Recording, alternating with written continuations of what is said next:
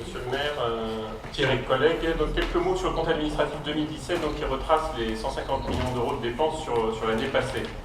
Donc on peut retenir que le fonctionnement représente 86% des dépenses, l'investissement 10% et l'annuité de la dette les 6% qui restent. Si l'on regarde la ventilation par politique publique, l'éducation reste, comme les précédentes années, le premier poste de dépenses avec près de 50 millions d'euros, soit un tiers du budget. Viennent ensuite deux postes transverses avec un peu moins de 30 millions d'euros chacun, sont les moyens communaux et la dette. La culture bénéficie de 17 millions d'euros et le sport 10 millions d'euros. Enfin, les politiques de santé et d'action sociale représentent un peu plus de 5 millions d'euros. Globalement, peu de choses à dire sur ce compte administratif 2017 dont l'économie globale est dans la droite ligne des objectifs que nous nous étions fixés en 2017 et que nous poursuivons encore aujourd'hui, c'est-à-dire la maîtrise de notre fonctionnement, le maintien de notre ratio d'autofinancement et une bonne capacité d'investissement présente et future. Si l'on regarde les grands indicateurs de ce budget, nos recettes d'abord de fonctionnement auront légèrement progressé de 1% malgré une nouvelle ponction dans le cadre du redressement des finances publiques. À noter que les recettes fiscales progressent faiblement, à l'exception des droits de mutation qui auront été particulièrement dynamiques du fait de la reprise du marché immobilier. Du côté des dépenses de fonctionnement, il faut noter une progression de 1,7% à mettre en rapport avec la progression des indices de l'année 2017. On notera que sur les dépenses de personnel, au-delà des évolutions statutaires et réglementaires, l'ouverture en année pleine de la médiathèque des Capucins aura nécessité un renfort de personnel. De plus, la part de la ville de Brest sur les services communs aura aussi légèrement progressé. On notera aussi une charge exceptionnelle de 400 000 euros suite à une annulation de titres sur la redevance de restauration scolaire du fait d'une erreur comptable en 2016. On notera enfin les événements ponctuels de l'année 2017, comme l'organisation des élections ou les commémorations de la Grande Guerre. Il convient de noter que cette augmentation de 1,7% est supérieure aux objectifs fixés par la contractualisation Macron. On mesure donc ainsi la sensibilité du dispositif à des variations annuelles. Cela étant, cette évolution à la marge ne nous empêche pas de maintenir un très bon ratio d'autofinancement, 55%, ce qui nous a permis de ne recourir à l'emprunt que pour seulement 20% de nos investissements. Cela conduit aussi à poursuivre notre trajectoire de désendettement de la ville avec un remboursement de 2,4 millions d'euros sur l'année. En matière d'investissement en 2017, l'enveloppe de 15 millions d'euros est en léger recul, notamment du fait d'un taux de réalisation un peu à la baisse par rapport à 2007. Il s'agit principalement de décalage dans le temps de programmes qui sont toujours prévus. On notera la fin de l'investissement de 26 millions d'euros sur la médiathèque des Capucins, dont 2,6 millions ont été finalement réalisés en 2017. On notera aussi les forfaits sur la maintenance des écoles pour 1,7 million d'euros et la réalisation de 2 terrains synthétiques pour 1,8 million d'euros qui étaient très attendus. On notera enfin la participation de 2,2 millions au capital de la SPL de rénovation énergétique, BMA, qui permet la mise en place d'une programmation de travaux sur les prochaines années sur plusieurs de nos bâtiments scolaires. Au final, la solvabilité financière de la ville de Brest atteint 2,8 années. Cela témoigne d'une bonne santé financière et d'une bonne gestion de notre collectivité au fil des années. Merci. Très bien, merci. Oui, Madame Colomati, allez-y. Monsieur le maire, chers collègues, tout d'abord, je souhaite remercier au nom du groupe Monsieur Thierry Ferret pour la présentation de ce compte administratif 2017 ainsi que les services de la collectivité pour la qualité du rapport de présentation.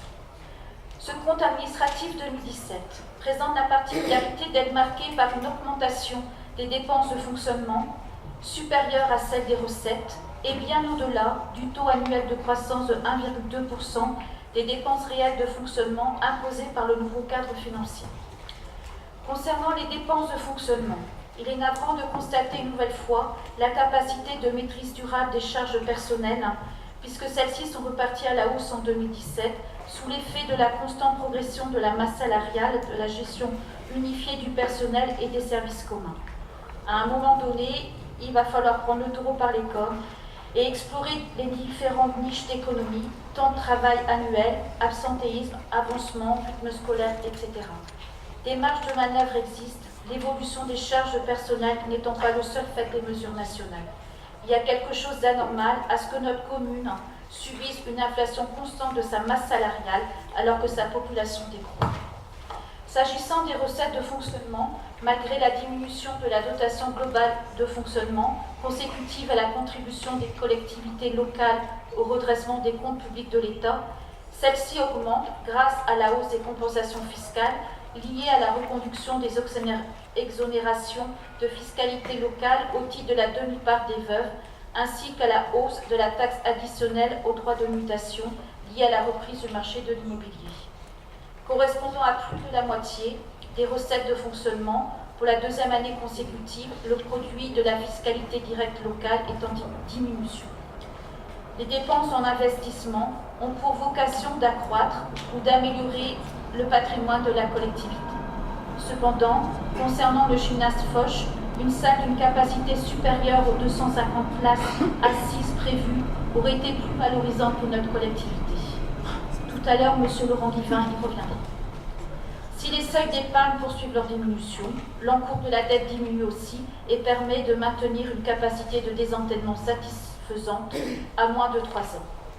Enfin, nous sommes satisfaits de trouver à nouveau cette année une communication sur les garanties d'emprunt accordées par la ville, conformément à notre demande, et nous remercions les services financiers, Mme Abivin, puis M. Ferret, d'avoir accédé à notre requête. À ce sujet, nous constatons que cette année, l'encours de dette garantie par la ville de Brest est en diminution de 3,2%. Au vu de ces éléments, le groupe Brest Alternative s'abstiendra sur ce compte administratif 2017. Je vous remercie. Merci, Madame Bourbigo. Monsieur le maire, chers collègues, avec une certaine sobriété, le rapport de présentation du compte administratif 2017 rejoint aujourd'hui les analyses de la situation de la ville que nous mettons en avant avec insistance depuis le début du mandat. Le nouveau contexte politique et économique fait que vous affichez un panorama de la situation financière qui rejoint petit à petit le nôtre. 3 exemples de ce début de convergence. Tout d'abord, la baisse inexorable des soldes d'épargne, donc de la capacité à investir, malgré les efforts faits pour stabiliser la capacité de désendettement autour de 3 ans. Ensuite, l'augmentation, elle aussi inexorable, des charges de personnel, dont l'augmentation reste stable à presque 3% par an. Et enfin, la compensation de la baisse des dotations par l'augmentation des impôts et des taxes locales. Sur ce dernier point, votre discours sur la stabilité des taux apparaît bien comme une mystification. Ce sont les ménages imposables et les usagers qui auront fait les efforts qui étaient demandés aux exécutifs locaux, alors qu'il aurait fallu de vraies économies de fonctionnement plutôt que voir les taxes locales poursuivre leur ascension. Par ailleurs, on comprend mieux votre fuite en avant dans des programmes de construction qui, pour vous, sont avant tout producteurs de taxes. Pour nous, la politique du logement ne peut être un sous-produit de politique fiscale. Faut-il voir dans votre présentation un nouveau réalisme de votre part, ou avez-vous plutôt le souci désormais de faire porter par d'autres les conséquences de vos politiques? Nous pensons en effet que vous avez plus qu'avant la volonté de mettre les difficultés qui s'annoncent à la ville sur le dos de l'État, ou sur le dos du contexte général, marqué notamment par la remontée des prix de l'énergie ou la remontée des taux d'intérêt. Où sont les réserves d'économie qui vous permettront de surmonter le mur d'investissement dont le patrimoine municipal au sens large a un besoin urgent? Où sont les signes d'un nouvel élan de l'économie et du commerce en ville qui ferait que l'augmentation des recettes dépasserait enfin celle des dépenses? Le niveau d'endettement raisonnable pourrait rassurer, mais il faut aussi regarder l'ensemble de vos engagements financiers. La présentation opportune des dettes que la ville garantit montre que cet engagement est 6 fois celui de la dette directe. Le conflit qui s'éternise à la SNCF aura permis à chacun de progresser dans la connaissance du risque et des contraintes que font peser un endettement excessif sur l'avenir d'un service. Que cet endettement soit porté par un satellite, ici la SNCF, ou par celui qui le garantit, ici l'État. Dans tous les cas, c'est le contribuable qui se trouve in fine engagé. Le système des satellites, dont la ville est aussi actionnaire, montre ses fragilités. En premier lieu dans le domaine du logement social et plus largement de l'immobilier. Vous y revenez avec insistance vous-même dans la presse en oubliant de dire que la responsabilité vous revient, à vous et à tous ceux qui dans le passé ont poussé à l'extension urbaine et à la dépense, sans considération des réalités d'un marché trop fortement monopolisé et qui peine à s'élargir. Nous pouvons juger des risques pris par BMH depuis que les comptes nous ont été communiqués, Mais qu'en est-il d'autres organismes auxquels vous accordez votre garantie ou que vous subventionnez?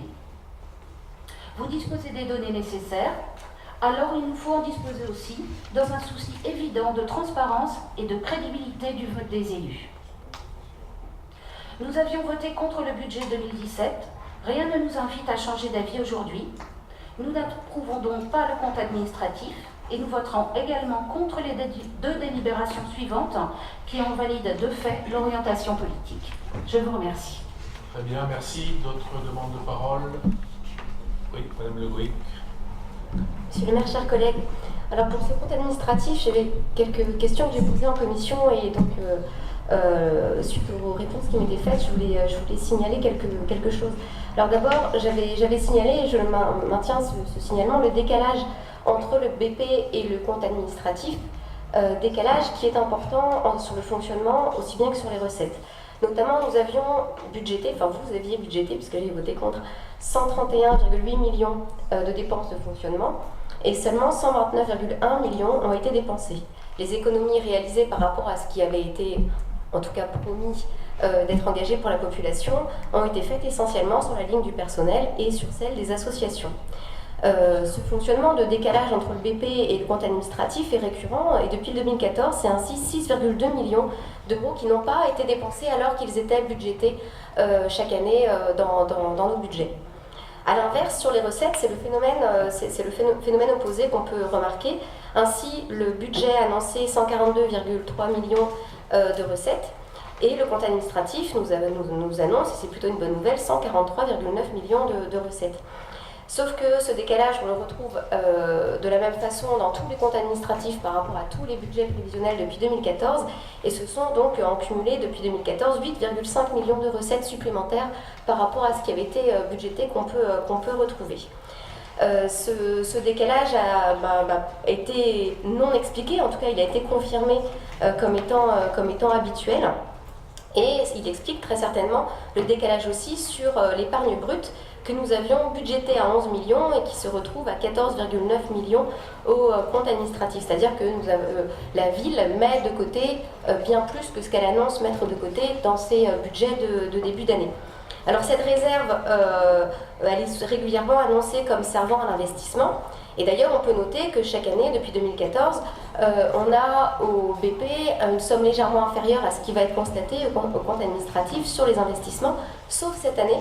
Cette année, ce sont 16,9 millions d'euros qui étaient budgétés pour l'investissement et ce sont seulement 14,9 millions qui ont été dépensés. Et lorsque j'ai demandé en commission comment ça se faisait, la réponse a été très très floue puisqu'on m'a d'abord expliqué que c'était parce qu'on avait rajouté les non dépensés des années précédentes avant de se rendre compte que c'était la réponse inverse qu'il fallait faire. Et donc il m'avait été répondu que c'était les délais de réalisation qui étaient un peu longs, mais ça n'explique en rien le décalage par rapport aux autres années, puisque là on est quand même à 12% de non réalisés entre le budget prévisionnel et le compte administratif sur ces lignes. Alors du coup, cette réserve d'épargne brute, puisque là en tout cas elle n'a pas servi à investir, j'espère qu'elle n'est pas en train de constituer un bas de laine qui serait miraculeusement réduit à peau de chagrin avant les prochaines fêtes maritimes, puisque c'est un phénomène qu'on peut observer avant chaque fête maritime, la réserve d'épargne de la ville diminue. En tout cas, voilà, moi je tenais à signaler ces décalages récurrents entre les budgets prévisionnels et les comptes administratifs. Et bien entendu, je voterai contre cette délibération. Merci. Très bien, merci. D'autres demandes de parole? Il n'y en a pas. Thierry, quelques éléments de réponse? Oui, quelques éléments de réponse. Sur les dépenses de fonctionnement, en effet, elles augmentent, et je l'ai dit tout à l'heure, c'est en fait du fait de nos investissements, c'est en lien direct avec notamment les investissements qui ont été faits sur la médiathèque des Capucins, où ça a nécessité un renfort. Donc à chaque fois que finalement on va mettre de la dépense d'investissement, ça va conduire nécessairement à une attente supplémentaire de la part des habitants. Et je pense qu'au niveau de la médiathèque des Capucins, il suffit d'y aller pour se rendre compte que ça correspond à un attendu des habitants au regard de la fréquentation. Donc en effet, certaines des recettes, des dépenses augmentent. Je vous invite quand même à regarder en détail le rapport. puisque on est aux alentours de 300 000 euros sur je ne sais plus, 2,4 millions d'euros, je crois bien, l'augmentation des dépenses de fonctionnement. Donc, c'est quand même une faible part. Le reste s'explique, comme je l'avais dit, à 400 000 euros qui était une erreur et donc qui a été retraité, et puis après des évolutions indiciaires. Donc voilà.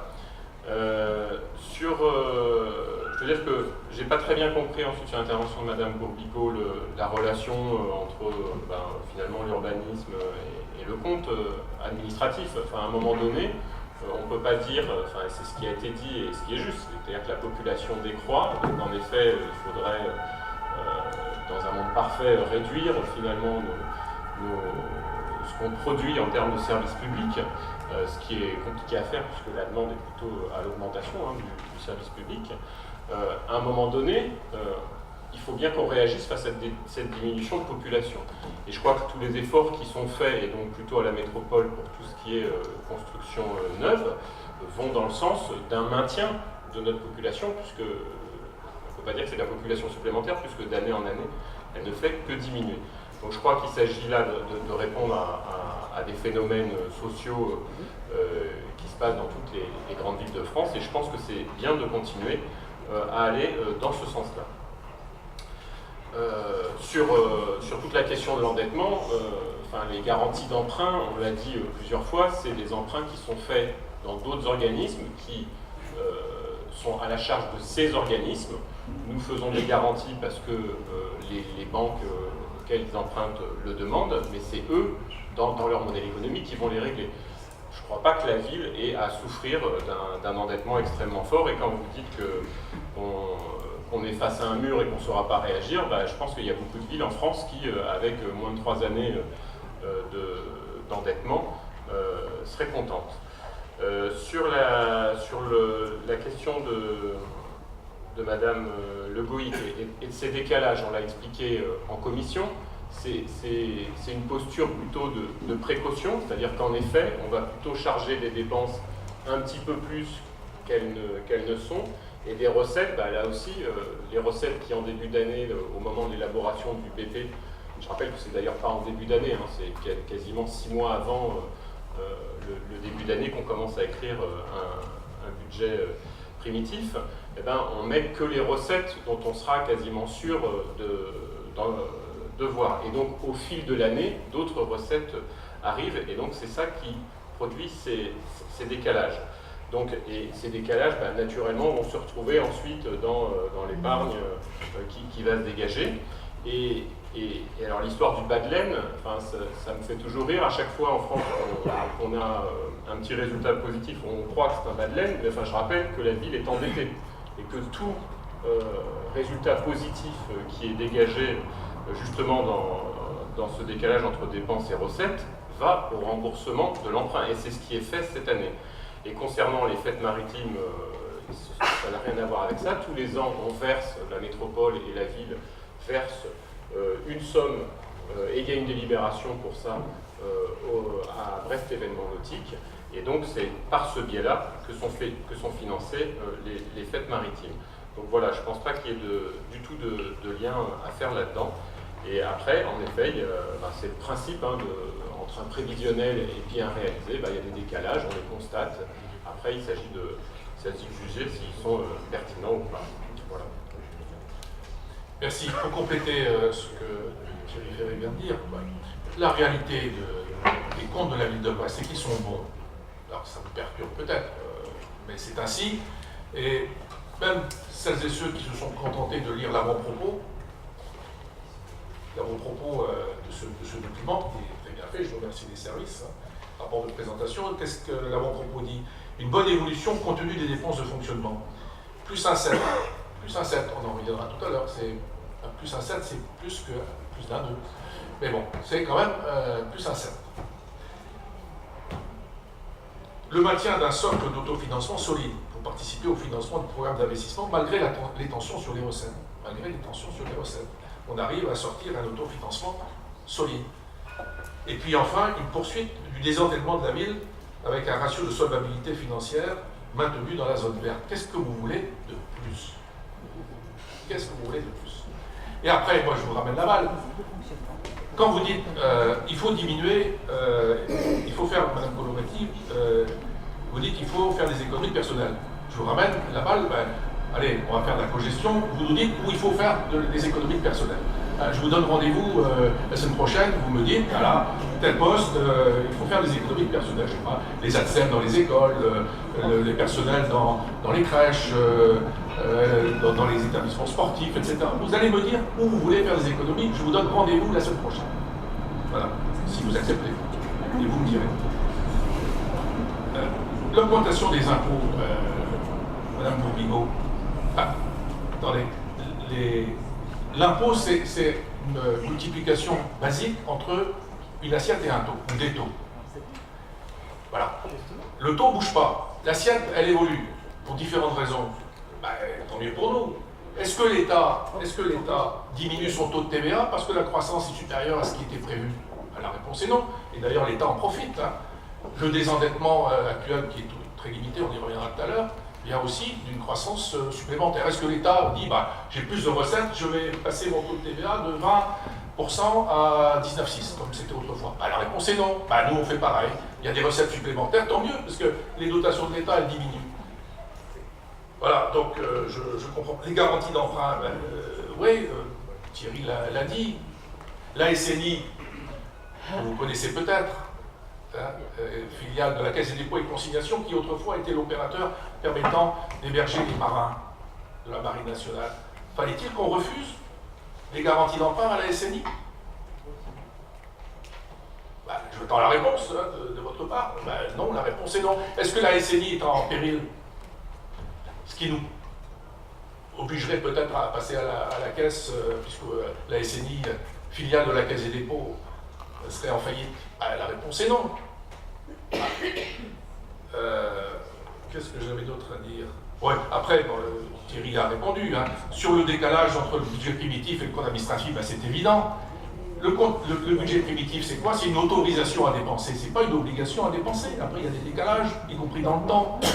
On peut le regretter d'ailleurs. Mais c'est ainsi. Et puis sur les recettes qui ne sont pas conformes au budget primitif, il y a des recettes supplémentaires qui viennent des redressements fiscaux faits par l'administration fiscale. On ne va pas les refuser, Madame Lebruy, on va les accepter. Donc ça fait des recettes supplémentaires par rapport au budget primitif. Et on ne va pas s'en plaindre. Alors sur le Madeleine, Thierry a répondu, je n'y reviendrai pas. Donc voilà, les comptes sont bons, que vous votiez contre, c'est normal, vous êtes dans votre position. Et moi, je vais quitter la mienne puisque je ne peux pas participer au vote. Madame Malgard. Vous voyez, je suis démocrate, je vous donne la parole alors que j'ai fini de parler. Vous avez posé une question, donc j'imagine que vous laissez des réponses s'exprimer. Vous avez posé une question, où faut-il réduire les dépenses? Mais je crois, si vous avez entendu mon propos, vous avoir dit que nous regrettions que lorsque vous nous proposez un projet d'investissement, vous ne nous donniez pas les analyses des besoins, les critères de choix et les dépenses de fonctionnement liées à cet investissement. C'est exactement le propos que je vous ai tenu à propos de la médiathèque des Capucins. Tout le monde aime les médiathèques, tout le monde, enfin en tout cas beaucoup de gens aiment le livre, aiment... Bon, mais il était couru d'avance que de remplacer la bibliothèque d'études, la bibliothèque d'études, tout cet ensemble, d'envoyer ça dans des locaux extrêmement grands, ça allait exiger plus de personnel. Nous n'y étions pas. Oui, mais vous ne l'avez pas dit à l'époque. Souvenez-vous des revendications des bibliothécaires. Ça n'a pas été prévu à l'époque. Il faut prévoir l'ensemble. Et il faut présenter aux élus en conseil municipal ensemble la dépense d'investissement et les dépenses de fonctionnement qui vont avec. Et à ce moment-là, on peut faire des choix. On peut dire, attention, oui, on va faire la médiathèque des Capucins et on sait qu'il faudra 8, 10, je ne sais combien de bibliothécaires en plus. Et dans le même temps, on réduira, que sais-je, le cabinet de communication du maire, ou je ne sais quoi, moi. Je ne suis pas l'exécutif. Voilà. Mais en tout cas, ce que nous souhaitons, c'est que des choix soient proposés et en même temps l'investissement et le fonctionnement. Et je pense que c'était le sens des interventions de mes collègues. Merci, Madame Colorelli. Monsieur le maire, j'ai bien entendu votre proposition. Je suis d'accord, moi, pour peut-être pas la semaine prochaine, mais qu'on fixe rendez-vous avec les services, vraiment pour travailler, pour voir voir ce qui se passe au niveau des charges de personnel. Je suis d'accord. Madame Le Brie. Oui, à l'inverse, du coup, est-ce que, puisque le budget va, c'est ce qui sort, en tout cas les comptes administratifs, mieux encore que ce qui est présenté au budget primitif, est-ce qu'à l'inverse, il est possible d'envisager de mettre des postes un peu plus dans les bibliothèques, de répondre aux revendications des ATSEM, puisque la collectivité peut le faire et les comptes administratifs le montrent? Très bien, merci. Bien, pas d'autres demandes de parole. Donc, Bernadette Amira va présider.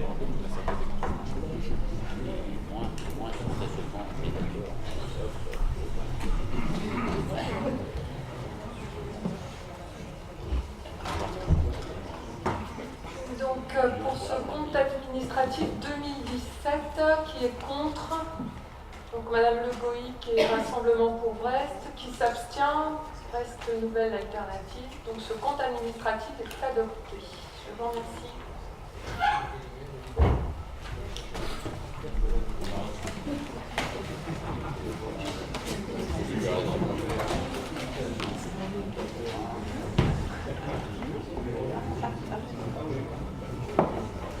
Monsieur le maire, le compte administratif 2017 est adopté.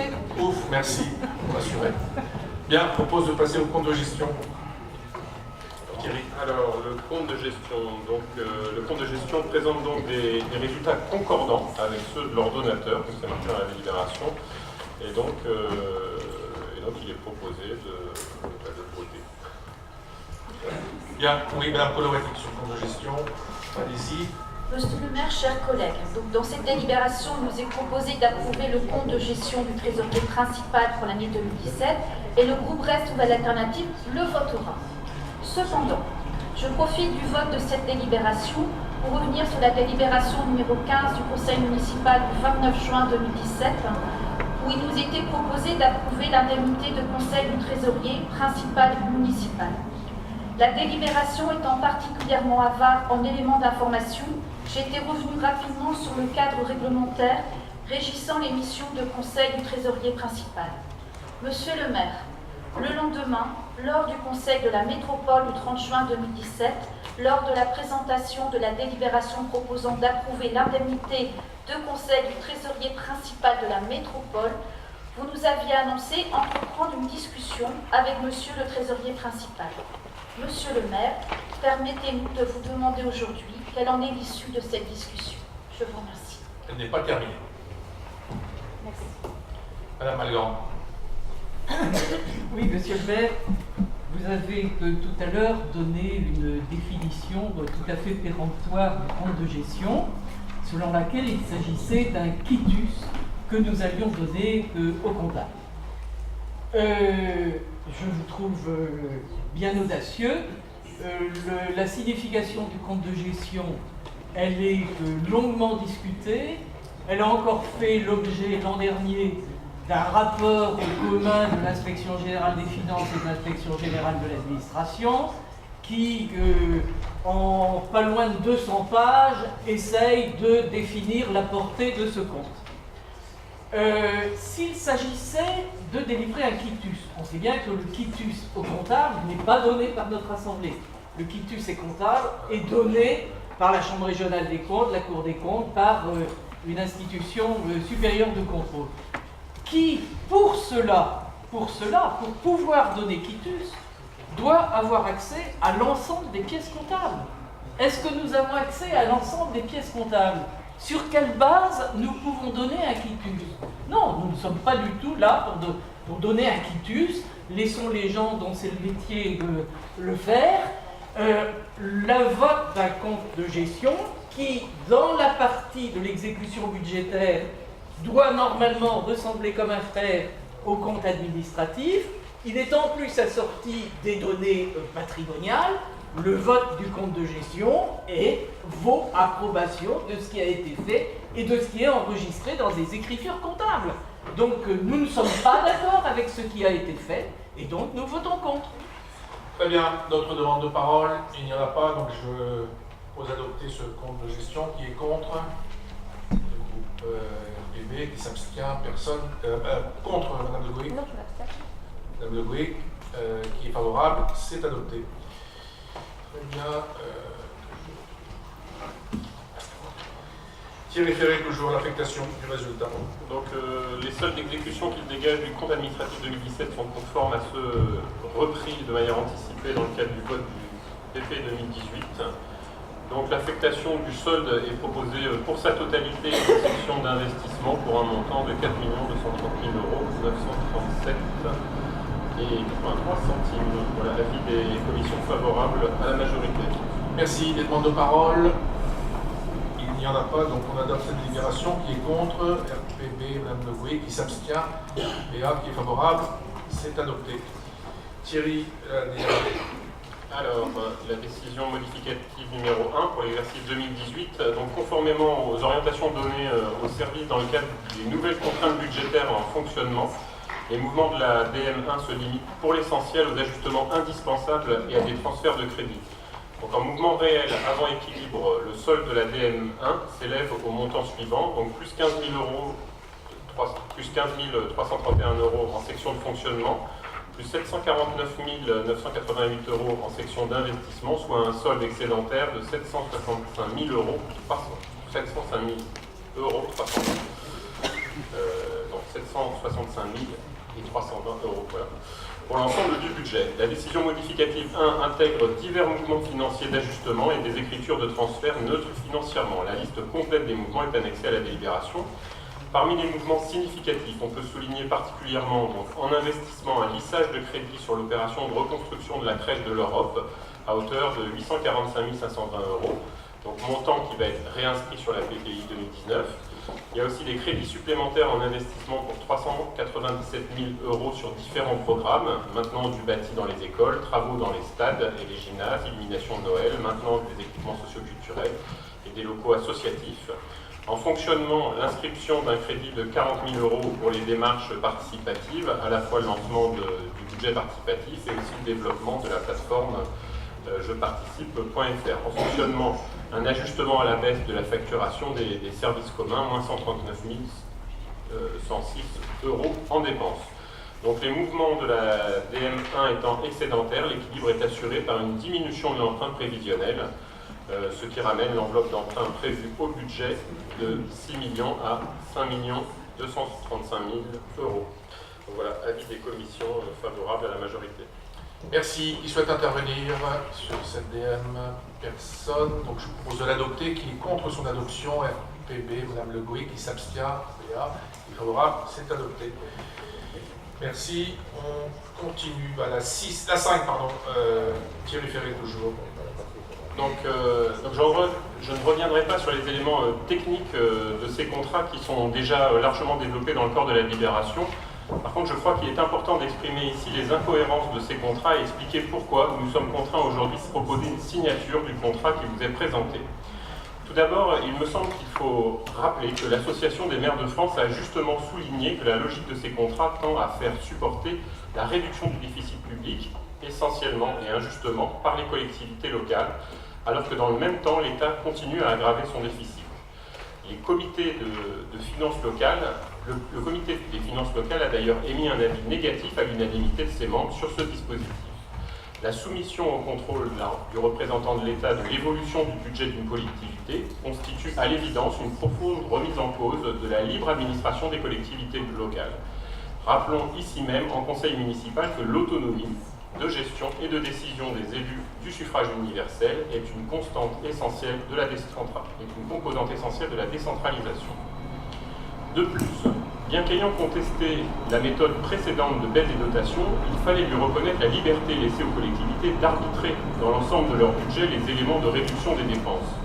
Dans la copie qui nous est proposée aujourd'hui, seules sont ciblées les dépenses de fonctionnement. Il s'agit donc bien là de l'expression d'une vision politique qui considère les dépenses du personnel et les subventions aux acteurs locaux comme une charge à contraindre, contrairement à l'investissement sur lequel aucune contrainte ne pèse. Un investissement public qui soutient aussi le secteur privé marchand. Nous sommes en désaccord profond avec cette vision tranchée et caricaturale de la dépense publique qui transparaît dans ces contrats.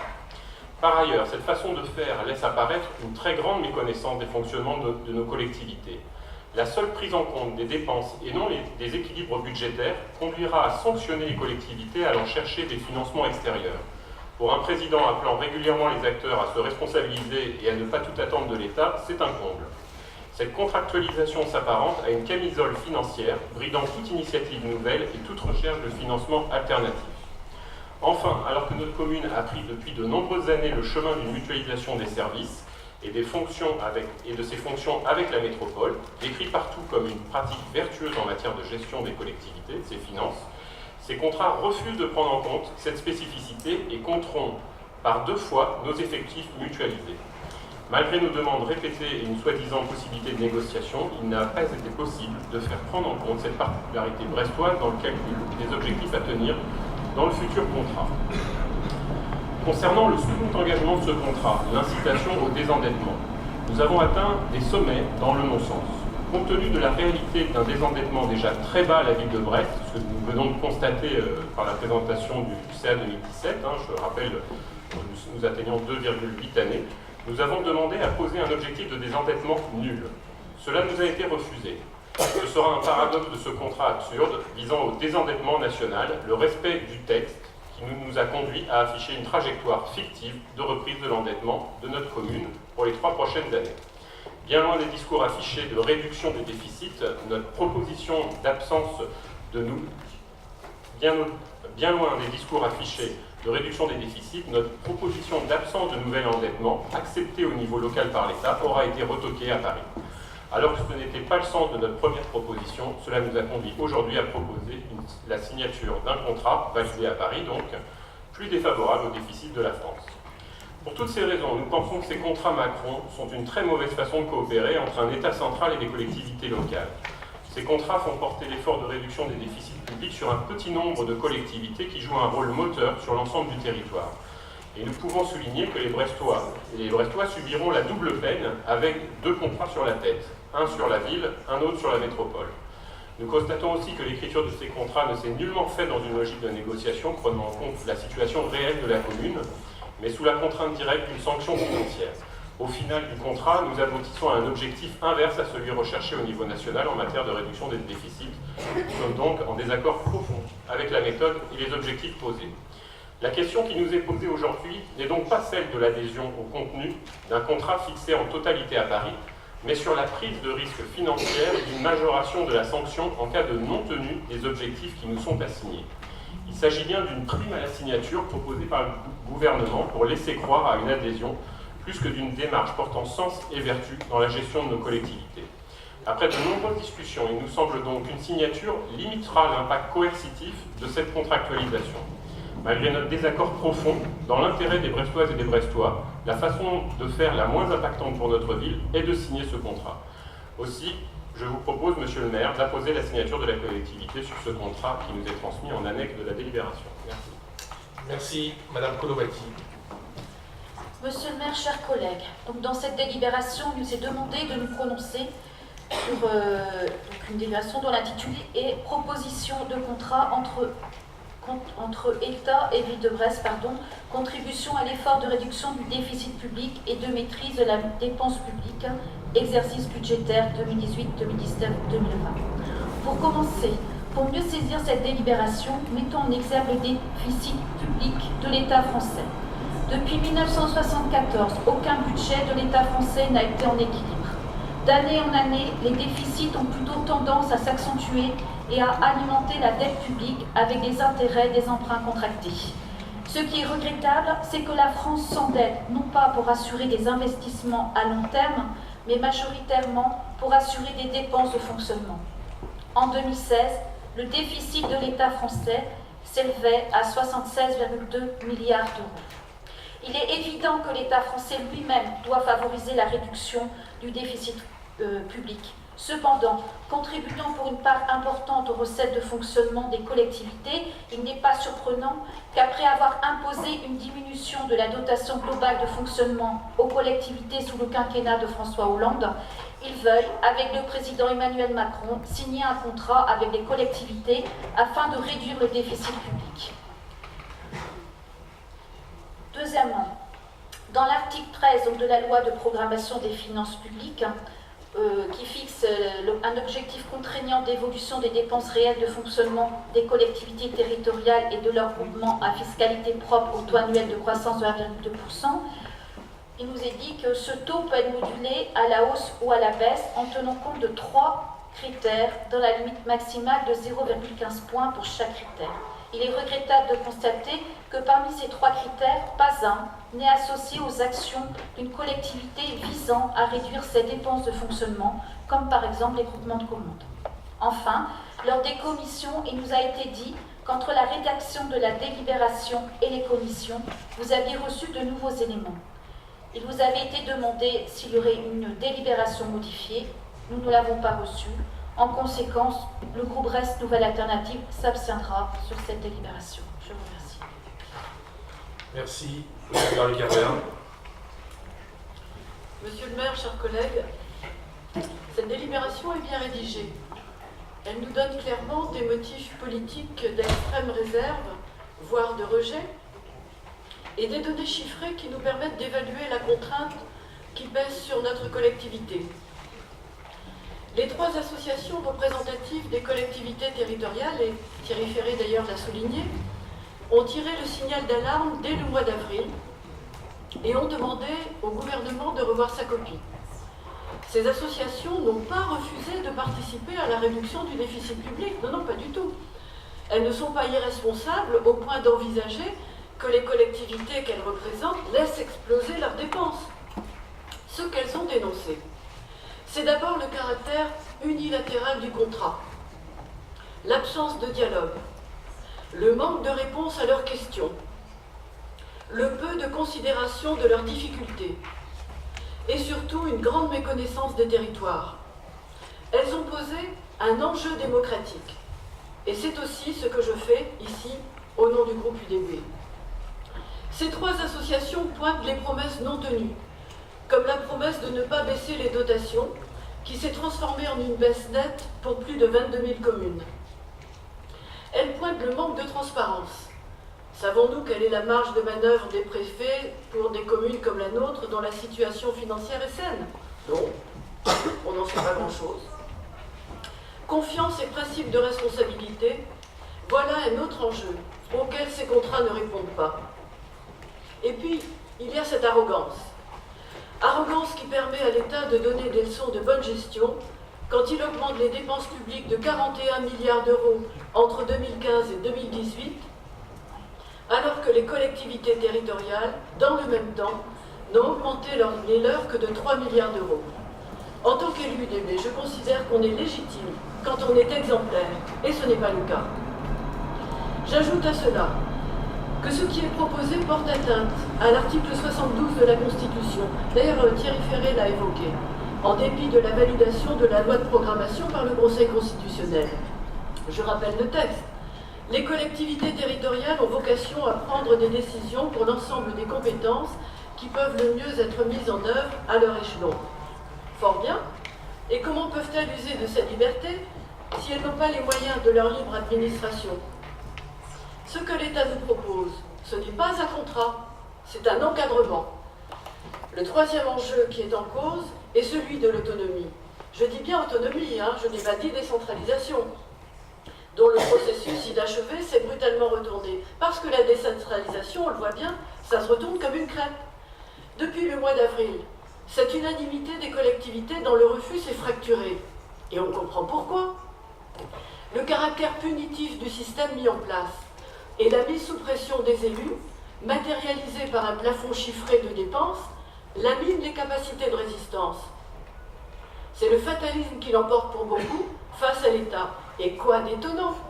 On sait que les régimes centralisateurs favorisent le conformisme, la soumission, la passivité, l'apoplexie au centre et la paralysie aux extrémités. Les effets négatifs prennent le dessus, Et les conséquences suivront. Monsieur le maire, vous l'aurez compris, en tant qu'élu UDB, je voterai contre cette délibération pour 2 raisons. Des raisons financières et une raison politique. Des raisons financières. Ce qui nous est proposé va à l'encontre de l'objectif de favoriser l'investissement, et ce, au bénéfice de la qualité de vie des Brestois. En effet, investir suppose 2 choses. Un bon niveau d'autofinancement, en contradiction donc avec la baisse des recettes de fonctionnement imposées, et un climat de confiance et de la visibilité, ce que nous n'avons pas. Le contrat ne prend pas en compte le caractère vertueux de certaines dépenses, en particulier des dépenses qui seraient liées par exemple à la productivité, et le contrat ignore les dépenses de fonctionnement décidées par l'État lui-même. Puis il y a le contexte.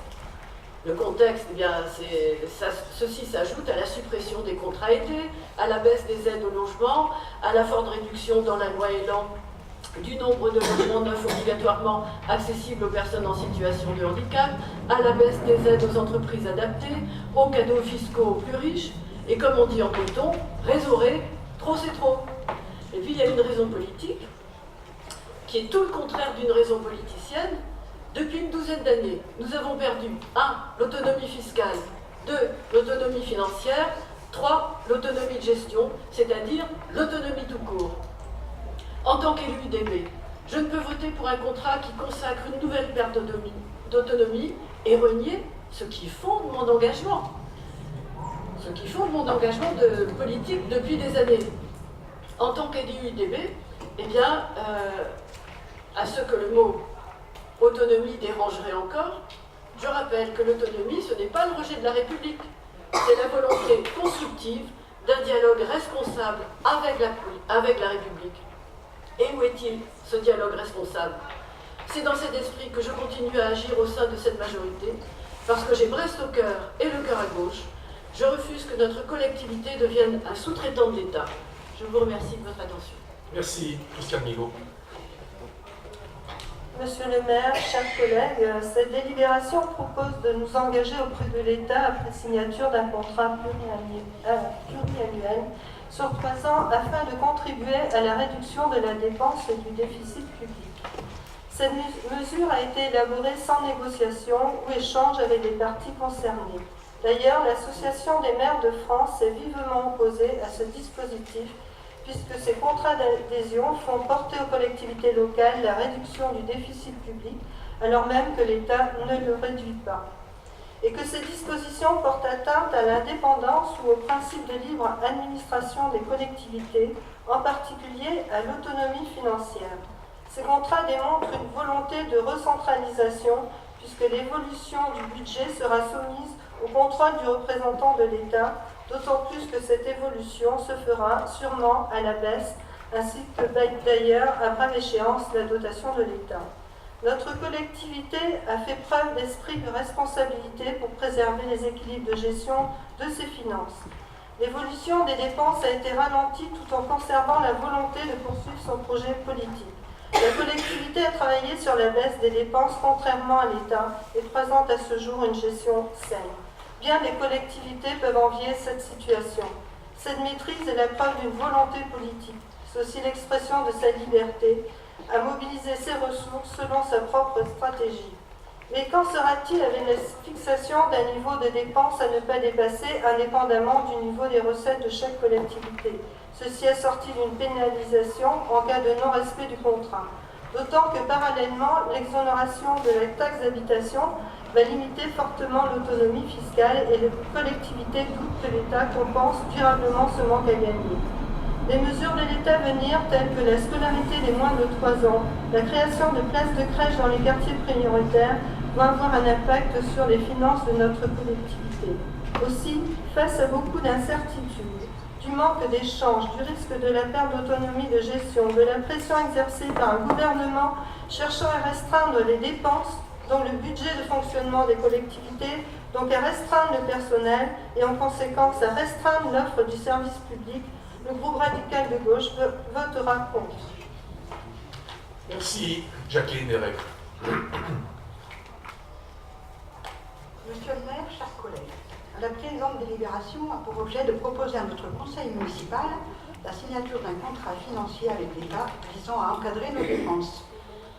Le gouvernement, via les préfectures, entend imposer aux collectivités, par ses pactes financiers, leur conduite budgétaire sur les 3 prochaines années. En ce qui concerne la ville de Brest, ce contrat nous obligerait à ne pas augmenter nos dépenses de fonctionnement au-delà d'un taux directeur de plus 1,2% par an. Monsieur le maire, la rédaction de cette délibération est claire quant à ce que représentent et sous-tendent ces contrats. Il va sans dire que nous vous rejoignons dans l'analyse que vous en faites. Ces contrats constituent une grave remise en cause de l'autonomie communale, alors que l'autonomie de gestion et de décision des élus locaux est une composante essentielle de la décentralisation et de la démocratie locale. Ils organisent une mise sous tutelle progressive des collectivités territoriales par l'État. Plus grave encore, ceci valide une gestion technocratique qui n'a que faire du programme municipal adopté démocratiquement il y a 4 ans par les Brestois, qui n'a que faire des réalités locales et des besoins présents des populations. La méthode déployée par les marcheurs en nous imposant ces contrats cache mal leur objectif.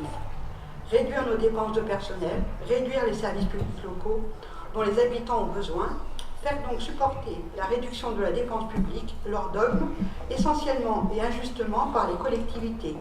Cela en se dédouanant de toute responsabilité.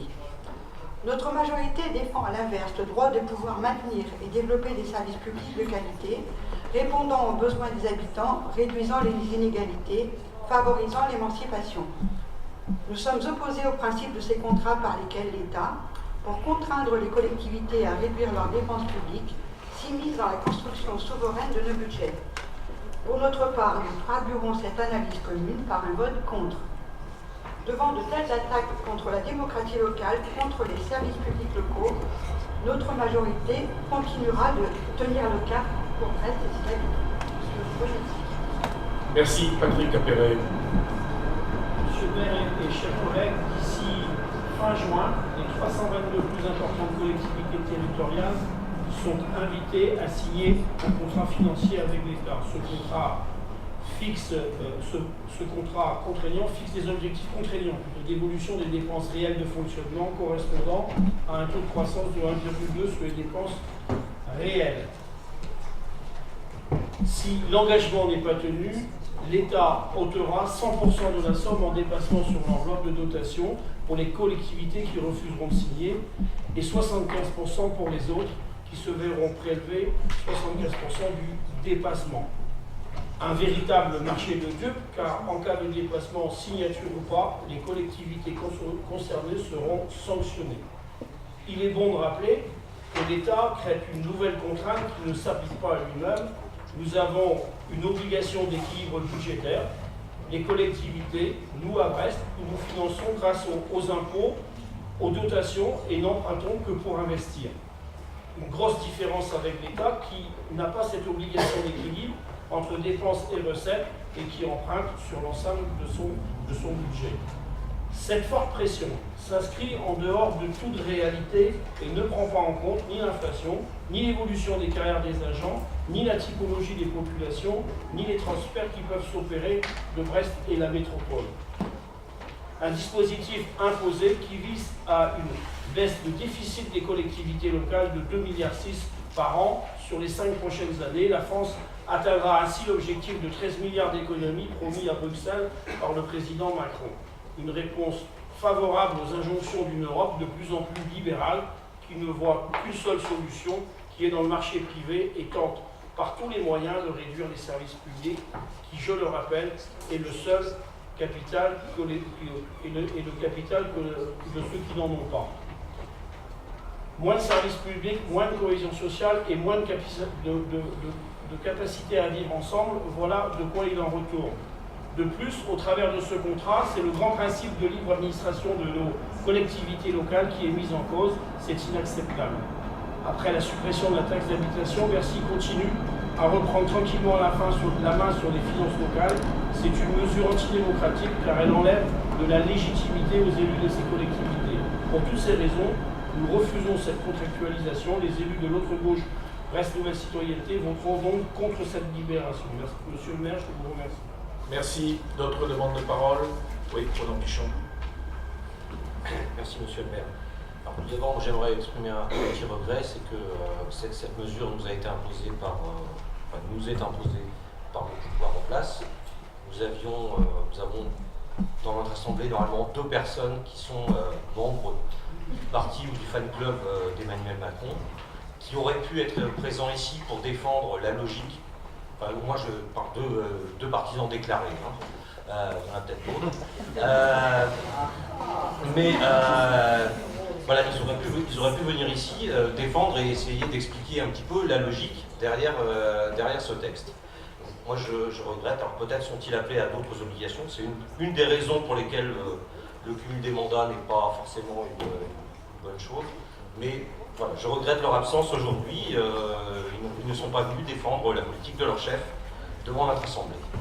C'est un premier point. Ensuite, moi j'ai un autre point qui est un constat d'étonnement un petit peu depuis le début du Conseil, mais c'était déjà venu avant. C'est-à-dire que je remarque, c'est la logique de ce contrat, mais c'est aussi la logique du discours des autres groupes de droite de l'Assemblée, c'est que c'est ce discours qui voudrait que la dépense publique soit par essence mauvaise et qu'il faille la réduire comme si c'était un espèce de trou noir qui viendrait faire disparaître à la fois les richesses et les forces productives de la ville, de la collectivité, de la nation et tout ça encore. Alors que dans le même temps, en général, ce sont ces personnes-là qui viennent défendre la croissance du PIB comme étant la solution. Pour rappel, le PIB mesure les flux monétaires, et donc lorsque les flux monétaires sont organisés par la puissance publique ou par des acteurs privés, cela vient contribuer à augmenter le PIB. Donc il s'avère qu'ils défendent des lignes qui viennent détruire ou affaiblir le PIB. Voilà. Tout en professant par ailleurs le souhait de sa croissance. Et ensuite, pour revenir sur la délibération qui nous est proposée, vous avez dit l'essentiel de ce qu'il en est à dire sur la forme. Alors sur le fond, moi j'ai quand même deux réserves, deux choses que je voudrais rappeler. Alors, on a beaucoup parlé, mais ça a été le cas aussi dans beaucoup d'autres assemblées, réduction du déficit de l'État, réduction de l'endettement public, etc. C'est une fiction, soyons sérieux. Cela fait des années que l'on en parle et que l'on agite ce mot comme si c'était la solution à tous nos maux, la X. Or, ce déficit ne décroît pas aussi peu, il n'a pas vocation à disparaître. L'endettement non plus, l'endettement de l'État n'a pas vocation à disparaître. On le voit bien, si ça avait été le cas, on aurait trouvé les moyens de le faire disparaître depuis très longtemps.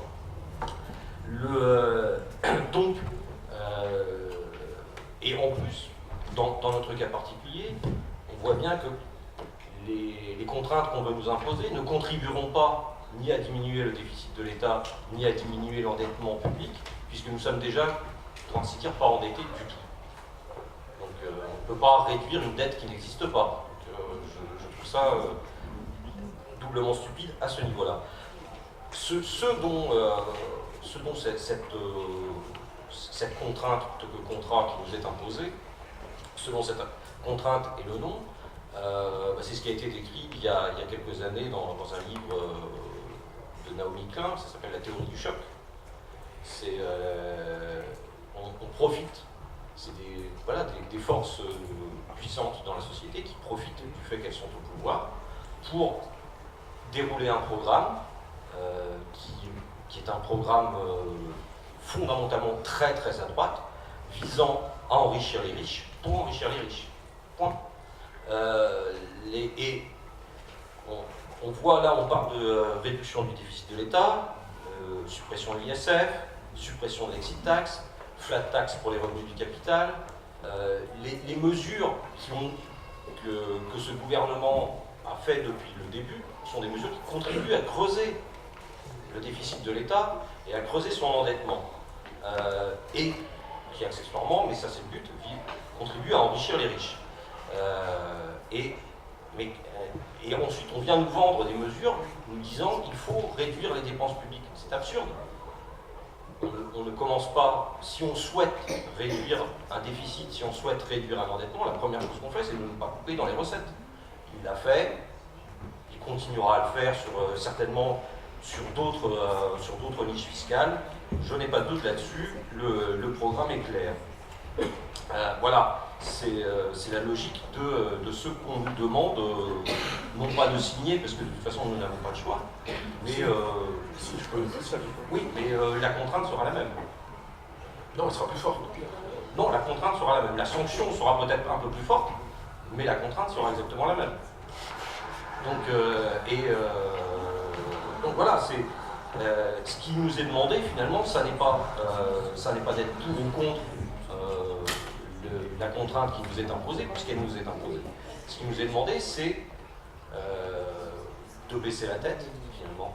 Non pas, même pas de consentir, mais simplement, humblement, de baisser la tête devant une décision prise par quelqu'un, quelques-uns, inspecteurs des finances ou autres, qui ont décidé que cela était la politique à appliquer. Voilà.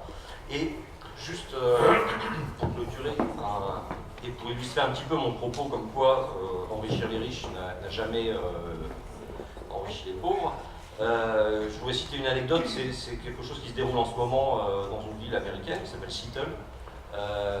Dans la ville de Seattle, la municipalité, qui dispose d'une relative autonomie fiscale, elle, avait proposé de lever une taxe, notamment auprès des grandes entreprises locales, pour financer un programme d'accompagnement, d'accueil et de réinsertion des SDF. Les adversaires les plus acharnés de cette mesure sont des petites PME menacées dans leur existence, que sont par exemple Amazon ou Starbucks,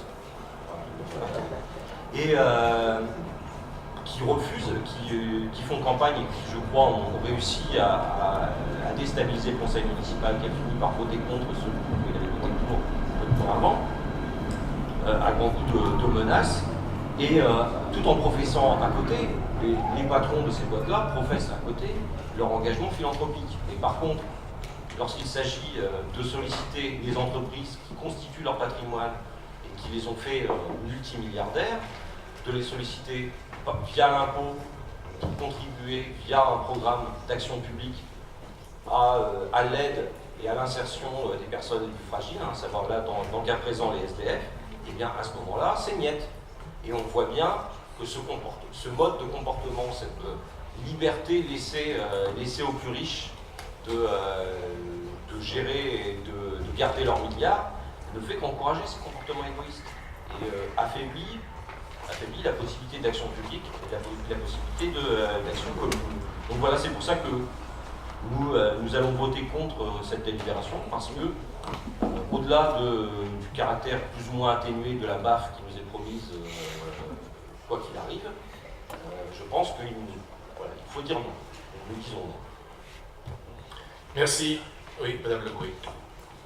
Juste rapidement, puisque tout a été dit avec des formidables accents de gauche par les différents partis minoritaires de votre majorité, évidemment que ce contrat est inacceptable.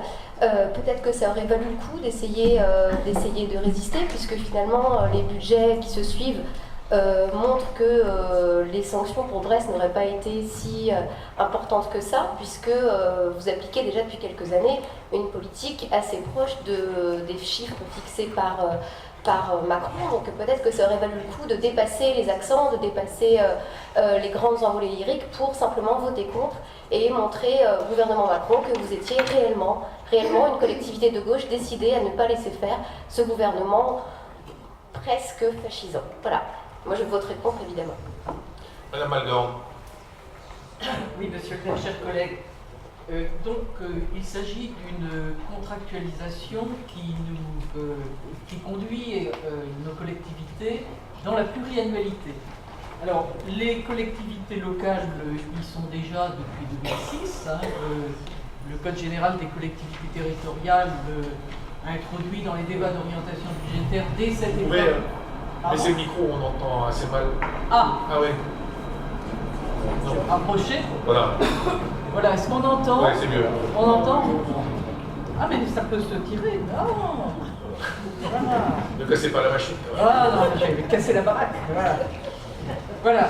Donc, je disais, monsieur le maire, chers collègues, que depuis 2006, et en vertu de l'article 2312-1 du Code général des collectivités territoriales, les débats d'orientation budgétaire des collectivités de quelque importance, comme la nôtre, doivent intégrer une dimension pluriannuelle. Et à la suite de la réforme constitutionnelle de 2008, et d'ailleurs dans l'esprit de la LOLF, de la loi organique sur les lois de finances, des orientations pluriannuelles des finances publiques devant s'inscrire dans l'objectif des comptes, d'équilibre des comptes des administrations publiques, sont fixées dans des lois de programmation des finances publiques. Donc l'aspect pluriannualité n'est pas nouveau. Et c'est, je crois, en l'occurrence, que ça fait l'unanimité. Je pense que tous ces textes ont été votés, notamment la LOLF, très largement sur tous les bancs de l'Assemblée. À l'unanimité. Voilà. Alors, nous avons déjà connu 4 lois de programmation, et nos finances publiques sont aujourd'hui soumises par la loi de 2018, de janvier 2018 qui a été citée, à une programmation pluriannuelle qui porte sur la période 2018-2022. Mais alors, autant les premières lois de programmation des finances publiques étaient franco-françaises, si on peut dire, autant les plus récentes, et notamment celle-ci, doit s'inscrire dans l'application du traité sur la stabilité, la coordination et la gouvernance, traité ratifié en octobre 2012. Alors, c'est vrai que c'est un traité qui avait été contesté. Il a été négocié par Nicolas Sarkozy. À l'époque, la gauche n'était pas d'accord. Ça avait été d'ailleurs un des points de la campagne de François Hollande, qui avait dit qu'il faut absolument renégocier ce traité.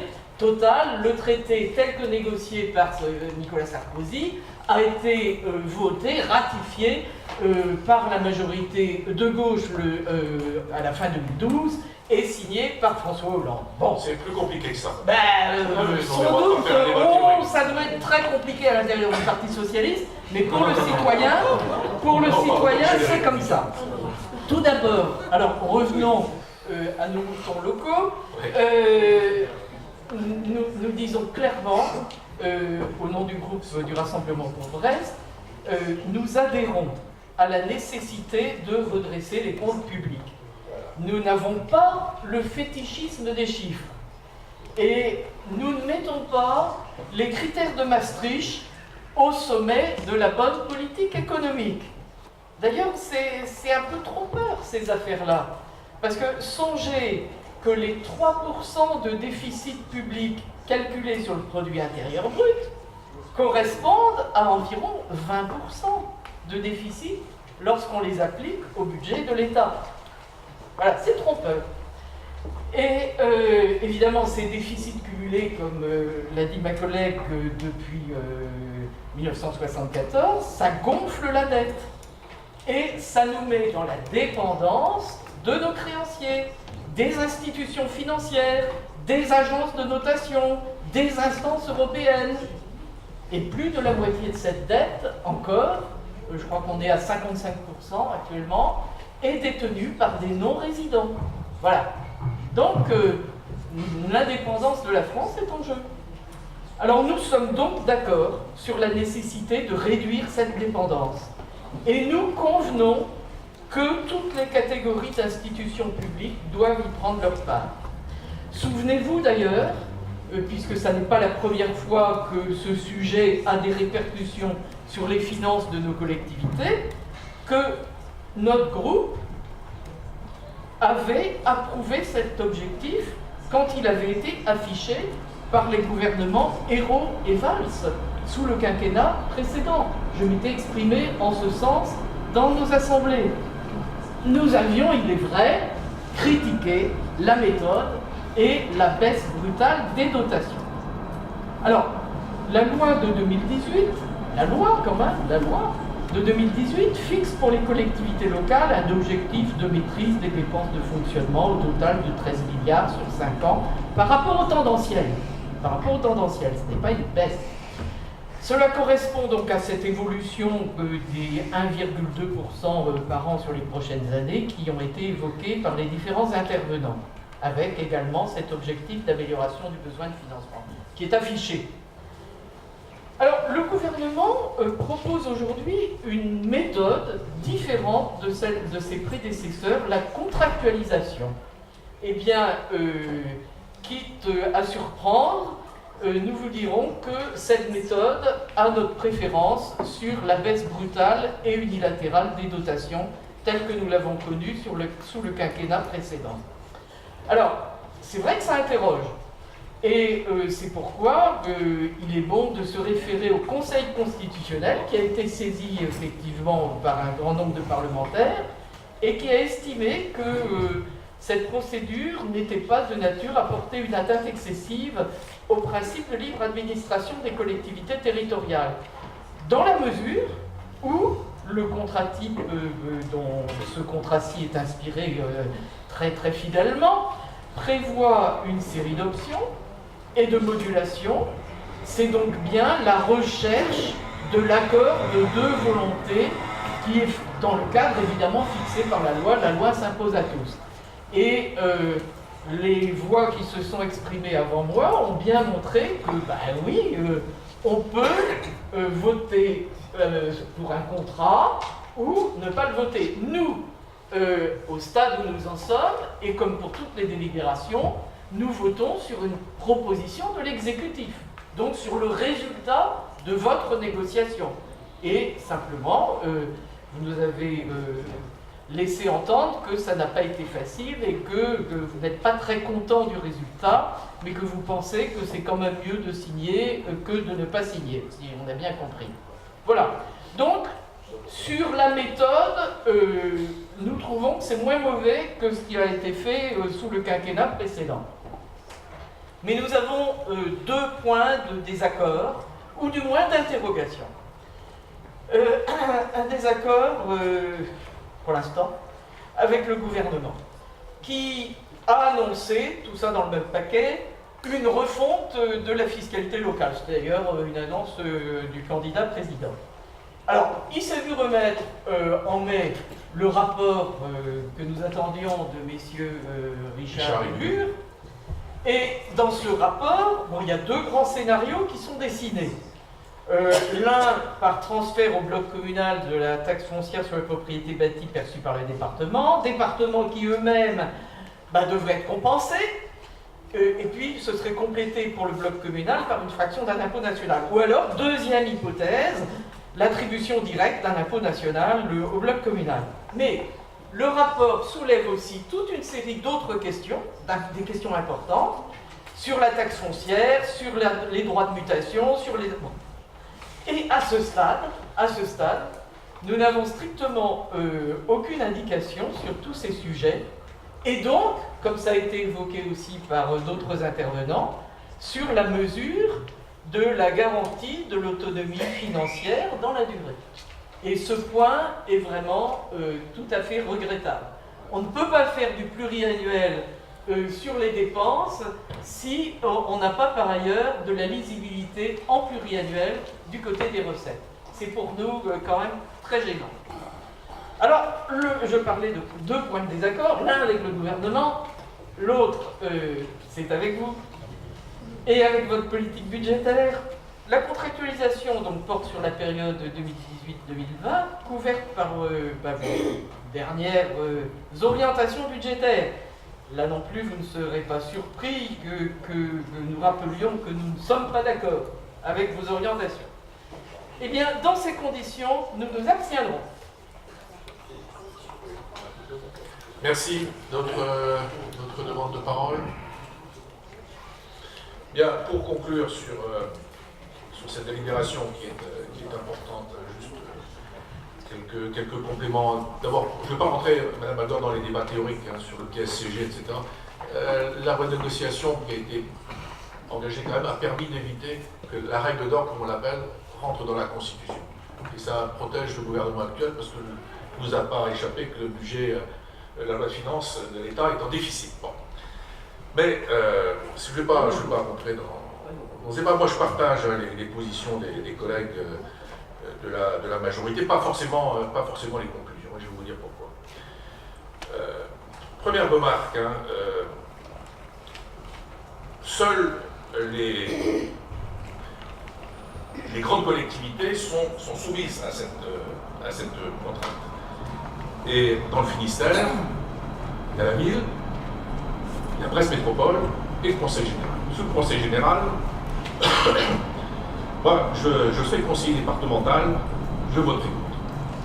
Parce que l'essentiel des dépenses sont imposées par l'État. C'est pas dans le cas. Sans rentrer, excusez-moi, sans rentrer dans des détails techniques qui sont complexes, Thierry Ferré l'a évoqué. Par exemple, un exemple sur ce qu'on n'a pas abouti, la GUP, la gestion unifiée du personnel. Si on dérape sur la ville de Brest, ça a des conséquences sur Brest Métropole. Comment on peut expliquer ça? Comment expliquer ça aux élus de Brest Métropole que si on dérape sur la ville, ça a des conséquences sur le budget de Brest Métropole? Bertrand Huguin a négocié longtemps avec l'État. On n'a pas réussi à leur faire comprendre la réalité de ce qui, pour nous, est quand même quelque chose de positif. Alors ce taux, vous le savez, c'est 1,2% à périmètre constant, 1,2. On a voté tout à l'heure le compte administratif, on était à 1,7. Ça veut dire qu'on aurait été, si le pacte dit de Cahors avait été adopté l'an dernier, on aurait été pénalisé, puisqu'on dépasse les 1,2. Et ce taux, donc, se fait à périmètre constant. Si nos collectivités dépassent le taux de 1,2 d'évolution des dépenses, la pénalisation financière, parce que c'est de ça dont on parle, via la DGF, est de 100% du montant si on n'a pas signé le contrat avec l'État, enfin si je n'ai pas signé le contrat avec l'État, si vous ne me donnez pas l'autorisation de signer le contrat avec l'État, et cette pénalisation financière est ramenée de 75% en cas de signature. Voilà. Autrement dit, si je résume rapidement en termes politiques, si notre collectivité est sûre de respecter les engagements, on n'a politiquement aucun intérêt à signer. Si on est sûr de respecter le plafond, donc moins de 1,2% d'augmentation, on n'a aucun intérêt à signer puisqu'il n'y aura pas de pénalisation. Par contre, si on dépasse ce plafond de 1,2, on a tout intérêt à le faire parce que la pénalisation financière sera moindre. C'est un dispositif extraordinaire, sorti, je dirais, du génie, du cerveau de génie des technocrates de Bercy qui, comme chacun sait, ne font pas de politique. Alors, pseudo-contrat, ce qu'on appelle en droit civil, je ne suis pas un spécialiste, Marc Berthelot n'est pas là, ce qu'on appelle un contrat d'adhésion. Quand vous signez votre assurance auto, vous ne négociez pas avec votre assurance les clauses du contrat, vous signez. Ou là, vous allez voir le concurrent, mais avec l'État, on ne peut pas aller voir le concurrent. Il y en a quelques-uns. Voilà. Et donc, ce pseudo-contrat tient plus du contrat d'adhésion que du contrat négocié. Et la preuve, c'est que les négociations n'ont pas abouti à grand-chose. Et c'est vrai pour les départements, c'est vrai aussi pour les régions. J'avais tout à l'heure Loïc Chénégera au téléphone. La pénalisation éventuelle pour la région Bretagne, c'est 24 millions d'euros. 24 millions d'euros. Bon, nous sommes à Brest. Et moi, j'ai par rapport au quinquennat précédent, toujours critiqué la baisse de DGF. J'ai toujours critiqué la baisse de DGF. Et j'ai eu l'occasion de le dire au président de la République. Mais dans notre affaire, ce à quoi nous sommes confrontés aujourd'hui, Bercy a d'une certaine manière remplacé le rabot par le garrot. Le coût de rabot annuel, ça doit être moins 16 millions d'euros si ma mémoire est bonne sur la DGF de la ville, par le garrot. L'objectif qui nous est annoncé vise, je le cite, à faire contribuer les collectivités territoriales à la réduction du déficit public. Mais qui est responsable du déficit public, sinon l'État? Nous devons voter nos budgets en équilibre, ce qu'on appelle en équilibre réel. Et l'emprunt, au sens du traité de Maastricht, là je conteste, est considéré comme non vertueux. Mais quand vous empruntez collectivité locale, c'est pour l'investissement, pas pour le fonctionnement. Et emprunter pour faire une piscine, pour faire une école, on aura 2 exemples tout à l'heure, c'est pas scandaleux, parce que sinon ça veut dire que c'est le contribuable de l'année X qui va payer pour un investissement dont la durée d'usage va s'étaler sur 15 ans, sur 20 ans. Donc c'est pas scandaleux d'emprunter. Et je ne comprends pas qu'on mélange l'emprunt réalisé par les collectivités locales avec l'emprunt réalisé par l'État.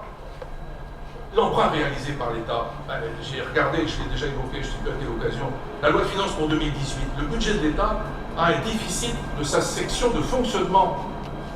L'État maintenant présente son budget comme nous. Déficit de du budget de la section de fonctionnement de 63,4 milliards d'euros.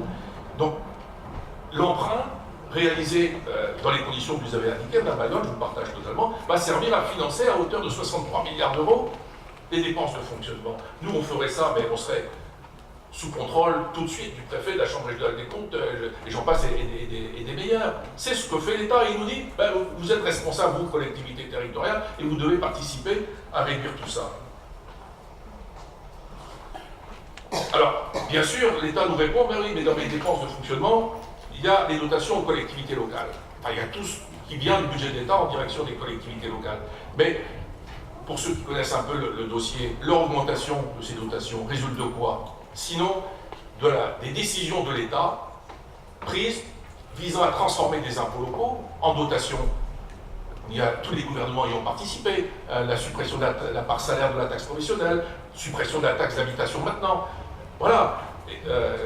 C'est l'État qui maintenant va nous donner des leçons, il va nous dire comment on gère nos collectivités locales. Les bras m'en tombent. Et parce que, ça a été dit tout à l'heure, en toile de fond, il y a une volonté de recentralisation du nouveau pouvoir, qui ne connaît pas les collectivités locales, et qui met à mal, bon, le Conseil constitutionnel a rendu sa décision, Mme Magon, je respecte la position du Conseil constitutionnel, mais il y a quand même, en toile de fond, la mise à mal du principe de libre administration qui est garanti par la Constitution. Et l'État veut nous donner des leçons qui ne s'appliquent pas à lui-même. C'est ça qui est le paradoxe de la situation. L'État veut donner des leçons, nous donner des leçons qui ne s'appliquent pas à lui-même. Je prends l'exemple de la disparition programmée de la taxe d'habitation. J'ai compris maintenant que ça serait pour tout le monde, sauf pour les résidences secondaires. Et pour les résidences secondaires, ça serait éventuellement un prélèvement effectué par le budget de l'État. Donc on nous dit, sa suppression sera compensée par le budget de l'État. Et ça va augmenter quoi sinon les dépenses? Plus de 20 milliards d'euros. Plus de 20 milliards d'euros, alors que pour les communes, le bloc communal, c'était une rentrée habituelle et normale. Et puis d'autre part, psychologie de l'impôt, hein, la suppression de la taxe d'habitation, qu'est-ce qu'elle aura pour conséquence? Pour les citoyens, je ne paie plus d'impôts, donc je ne participe plus. Ben, si je ne participe plus, vous n'avez qu'à augmenter les dépenses. C'est le paradoxe dans lequel on est. Voilà, donc je ne vais pas rentrer sur les aspects techniques. Hein. L'AMF, bien que l'AMF ce soit plutôt les petites communes qui ne participent pas. C'est le paradoxe. Hein. On nous dit que les 300 et quelques grandes collectivités doivent participer, mais les autres, il y a 35 000 communes en France, elles ne participent pas à l'endettement tel que poursuivi par l'État. Bon, je ne vais pas me mettre mal avec les maires des petites communes, mais quand même. Et puis, quid des décisions faites unilatéralement par l'État? J'ai eu l'occasion avec le président de France Urbaine, maire de Toulouse, d'aller voir avant-hier M. Blanquer, ministre de l'Éducation. Je lui pose la question, qui dit, mais votre décision, pas encore la loi, d'abaisser à 3 ans la scolarité obligatoire, c'est intéressant. Même si on est à Brest à plus de 95%, mais il y a quand même les 5% qui restent. Mais quid des coûts pour les collectivités locales? La ville de Brest sera obligée de faire pour les écoles privées ce qu'elle fait actuellement pour les écoles publiques. 1,6 million d'euros par an. Comment on les prend en compte? On va nous dire, ben non, vous devez baisser vos dépenses de fonctionnement. Et même si c'est compensé, on sait trop comment, c'est des recettes. Les recettes ne sont pas prises en compte dans le contrat Macron. Voilà. Alors après, la conclusion, c'est que l'intérêt financier de Brest et des Brestoises et des Brestois doit nous pousser à signer pour les raisons que j'ai indiquées. C'est que si on signe, la pénalisation financière, dans l'hypothèse où on dépasserait, sera moins importante. Étant entendu que le préfet peut décider d'apprécier le dépassement de l'objectif à partir non pas du taux de 1,2, et à partir du taux de 1,05%, si on ne signe pas. Parce que l'objectif d'1,2 est un objectif régional. Voilà. Donc, ma conclusion, excusez-moi d'avoir été long, c'est de signer, mais je le signerai, je le dis, avec le couteau sous la gorge et le pistolet sur la tempe, tenu par l'État. Voilà, donc je propose de mettre au vote cette délibération. Madame Adam. Simplement, rappel au règlement, le vote de commission. Le vote en commission. Ah oui, d'accord, excusez-moi. Thierry. Alors, le vote en commission, il me semble qu'il était défavorable. Voilà. À la majorité, ouais. Bien, qui est contre l'adoption de cette délibération? On va compter avec les procurations, ouais. 1, 2, 3, 4. Et une procuration côté PNC? Non. 4, 5, 6, 7, 8, 9, 10, 11, 12, 13, 14, 15. C'est ça? Bon, les groupes, le nombre des membres par groupe sont connus.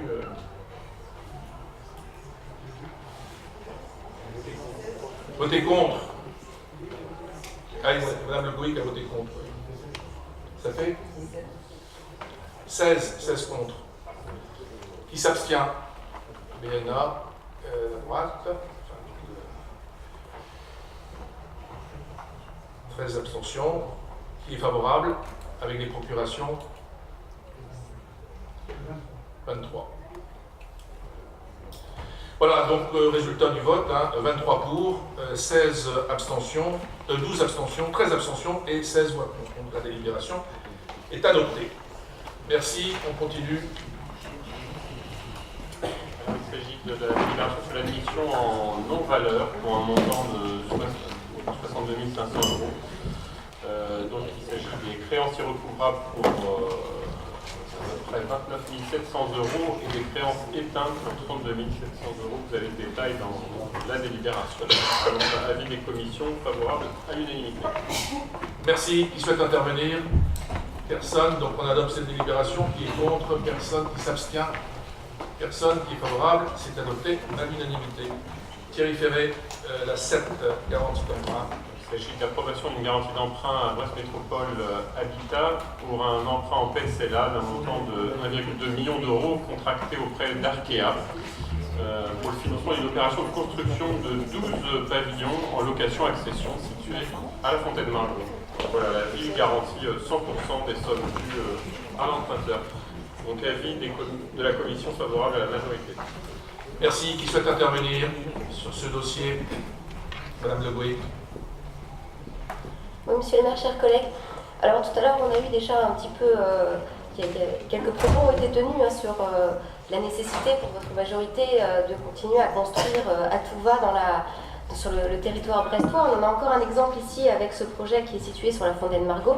Donc je ne reviens pas sur les... C'est une prétérition ce que je vais faire. Je ne reviens pas sur les déboires de la ferme Cran-Bihan qui essaye de sauvegarder son activité de ferme bio malgré cette bétonisation. Ce qui pose souci, c'est la justification permanente qui est donnée de cette constructivité. On nous explique à longueur de conseil depuis quelques années que les foyers brestois, il ne faut pas compter en nombre d'habitants qui diminue, mais en nombre de foyers qui augmenterait de façon quasiment exponentielle parce que Brest serait un territoire où les gens se séparaient et M. Ferret nous a expliqué je ne sais combien de fois que vous comprenez bien quand un foyer se sépare, il y en a deux fois plus, faut loger tout le monde, etc. Sauf que le souci, c'est que cet argumentaire, il est largement mis à mal par les chiffres de l'INSEE.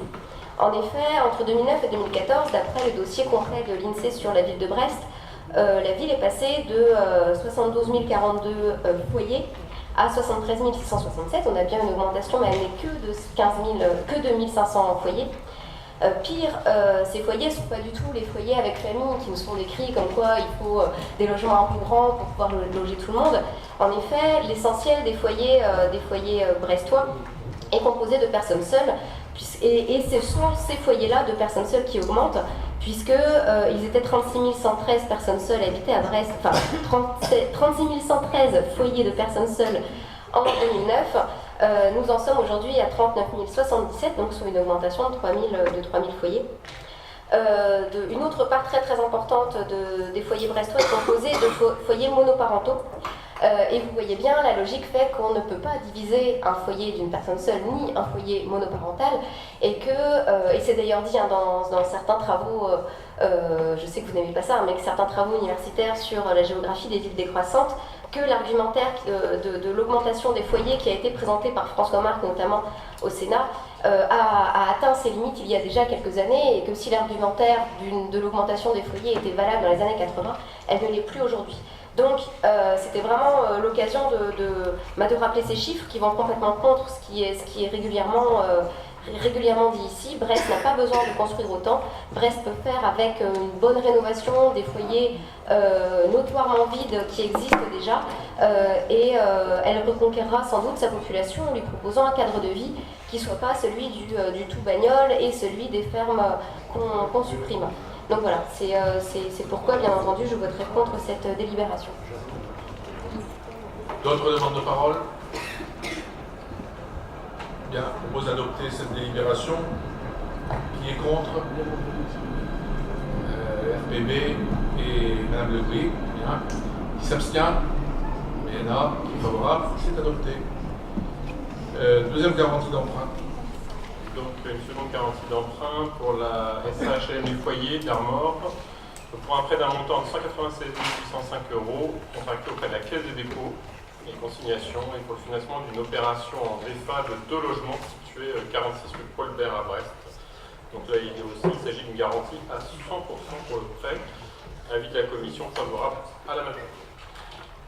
Merci. Est-ce qu'il y a des questions, des remarques? Il n'y en a pas. On adopte. Qui est contre? Personne qui s'abstient. RPB-BNA qui est favorable, c'est adopté. Thierry Ferré. Il s'agit de l'augmentation du capital social et de la modification des statuts de la SEM, la SAFI. Donc il s'agit d'approuver le principe d'une augmentation de capital par incorporation des réserves, et donc d'approuver la modification des statuts de la SAFI. Dans ce sens-là, donc aujourd'hui, son capital est de 1 million d'euros. Il s'agit de faire passer à 1 350 000 €.